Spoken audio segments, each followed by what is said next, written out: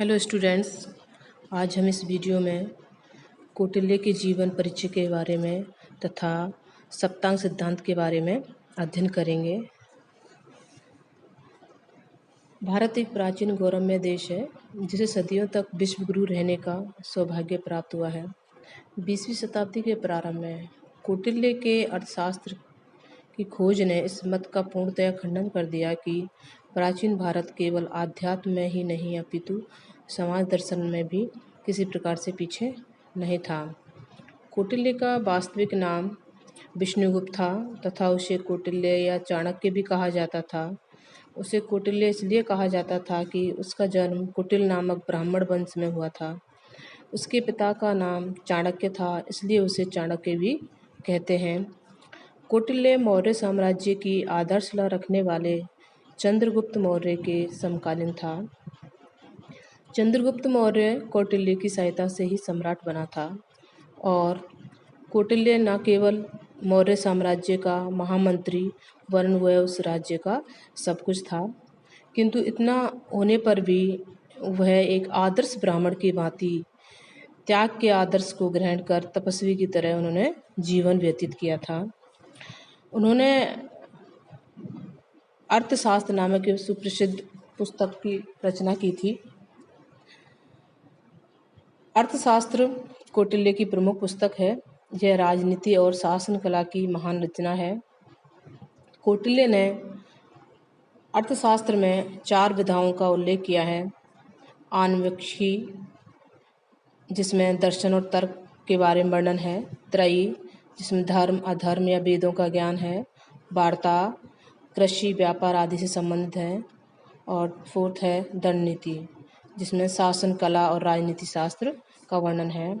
कौटिल्य की पुस्तक अर्थशास्त्र का प्रतिपाद्य विषय प्रमुख रूप से दंड नीति है। इसकी रचना गद्य एवं पद्य दोनों में ही की गई है तथा इसमें 15 अधिकरण अर्थात अध्याय हैं। अब हम कौटिल्य ने अपनी अर्थशास्त्र में राज्य की उत्पत्ति के बारे में बताया था और राज्य के सप्तांग सिद्धांत, जो कि इसका महत्वपूर्ण विषय है। राज्य के सप्तांग सिद्धांत में हम देखते हैं कि जो राज्य का सप्तांग सिद्धांत अर्थात 7 अंगों वाला राज्य, जिसमें स्वामी, अमात्य, जनपद, दुर्ग, कुश, दंड या सेना और मित्र होते हैं। भारतीय राजनीति शास्त्र के अंतर्गत मनु, भीष्म एवं शुक्र आदि राजनीति शास्त्रियों के द्वारा राज्य की कल्पना एक ऐसे जीवित जागृत शरीर के रूप में की गई जिसके 7 अंग होते हैं। शुक्र नीति में राज्य के इन 7 अंगों को मानव शरीर से तुलना की गई है।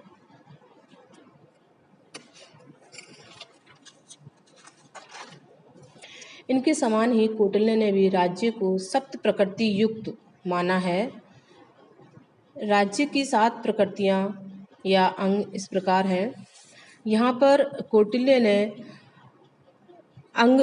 राज्य के 7 अंग की जगह यहाँ प्रकृति शब्द का इस्तेमाल किया है। यहाँ पर हम राज्य के 7 अंग अर्थात प्रकृतियों के बारे में विस्तार से वर्णन को देखेंगे। इसमें पहला है स्वामी। कौटिल्य के अनुसार राजा राज्य का प्रधान अंग है और राजा की महत्वपूर्ण स्थिति को दृष्टि में रखते हुए ही उन्होंने उसे स्वामी का नाम दिया है। स्वामी से उनका अर्थ आदेश देने वाले या शासन करने वाले से है। वे राजा को राज्य हित में आवश्यकता अनुसार सभी प्रकार का कार्य करने की छूट देते हैं, परंतु उनका विचार है कि राजा का व्यक्तिगत आचरण श्रेष्ठ होना चाहिए तथा उसे संयमी व चरित्रवान भी होना चाहिए। सेकंड है अमात्य। अमात्य से कौटिल्य का आशय मंत्रियों और उच्च प्रशासनिक अधिकारियों से है। कौटिल्य ने इन्हें सचिव भी कहा है। कौटिल्य के अनुसार राजा को चाहिए कि वह निष्ठावान तथा योग्य व्यक्तियों को ही अमात्य अर्थात मंत्री पद पर नियुक्त करे तथा अपने सहपाठियों, संबंधियों और सिफारिशी लोगों को अमात्य न बनाए यदि वे इसकी पात्रता न रखते हों तो। कौटिल्य ने अमात्य या मंत्री को राज्य का अनिवार्य अंग माना है और राजा को स्पष्ट निर्देश दिया है कि वह महत्वपूर्ण राजकीय निर्णय अनिवार्य रूप से अमात्यों के परामर्श से ही करे। कौटिल्य ने अमात्यों की निश्चित संख्या का निर्धारण नहीं किया है। उसका विचार है कि राजा राजकीय कार्यों हेतु आवश्यकता के अनुसार संख्या में अमात्यों की नियुक्ति करे। थर्ड है जनपद। जनपद का अर्थ है जनयुक्त भूमि और वर्तमान काल में जिसे हम जनता और भूमि कहते हैं। कौटिल्य ने उन दोनों को एक ही पद में सम्मिलित करते हुए उन्हें जनपद का नाम दिया है।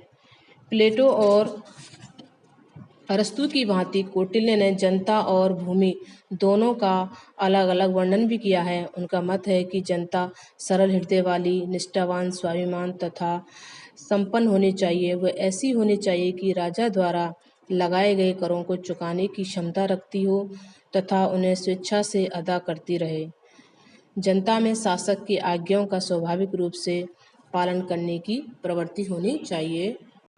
फोर्थ है दुर्ग। कौटिल्य के अनुसार दुर्ग भी राज्य का उतना ही महत्वपूर्ण अंग है जितनी जनता और भूमि अथवा राजा। दुर्ग राज्य की रक्षात्मक शक्ति और आक्रामक शक्ति दोनों का ही प्रतीक है।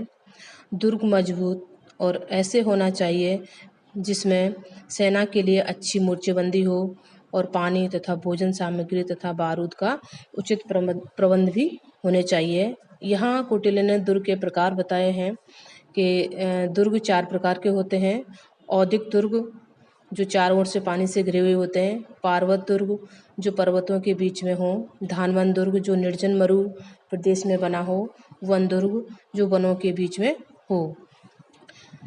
कौटिल्य ने कहा है कि औदिक दुर्ग और पार्वत दुर्ग अर्थात पर्वत पर बना दुर्ग राज्य की रक्षा की दृष्टि से उपयोगी होते हैं। धानवन दुर्ग और वन दुर्ग का उपयोग राजा स्वयं पर आपत्ति के समय उनमें छिपकर अपनी रक्षा के लिए कर सकता है। फिफ्थ है कोश। कौटिल्य कोश को बहुत महत्व देता है, संभवतः स्वामी के बाद सर्वाधिक। कौटिल्य के अनुसार राज्य के पास भरा पूरा कोश और आय के स्थायी स्रोत होने चाहिए। इस संबंध में उसका विचार है कि राजा प्रजा से उपज का छठा भाग ले तथा कोष में बहुमूल्य धातुएं एवं मुद्राएं पर्याप्त मात्रा में रखे होने चाहिए। कौटिल्य ने राजा को परामर्श दिया है कि वह कोष संग्रह के कार्य में लगे हुए कर्मचारियों और अधिकारियों पर पूरी तरह निगरानी और नियंत्रण रखें। कौटिल्य ने अपेक्षा की है कि कोषाध्यक्ष को कोष के संबंध में सदैव पूर्ण जानकारी रखनी चाहिए जिससे राजा द्वारा सूचना मांगे जाने पर वह तत्काल सूचना दे सके। 6 है दंड या सेना। राज्य की सुरक्षा के लिए सेना का विशेष महत्व है। कौटिल्य का मानना है कि जिस राजा के पास अच्छा सैन्य बल होता है उसके मित्र तो मित्र बने ही रहते हैं किंतु शत्रु तक भी उसके मित्र बन जाते हैं। सैनिक अस्त्र शस्त्र के प्रयोग में भी भलीभांति ट्रेंड होने चाहिए। वीर, स्वाभिमानी तथा राष्ट्रप्रेमी भी होने चाहिए। वह क्षत्रिय वर्ग को सेना में नियुक्ति के लिए सर्वाधिक उपयुक्त मानता है। 7th है मित्र। कौटिल्य के अनुसार मित्र भी राज्य का एक आवश्यक अंग है। उसके अनुसार मित्र आनुवंशिक होना चाहिए ना कि कृत्रिम।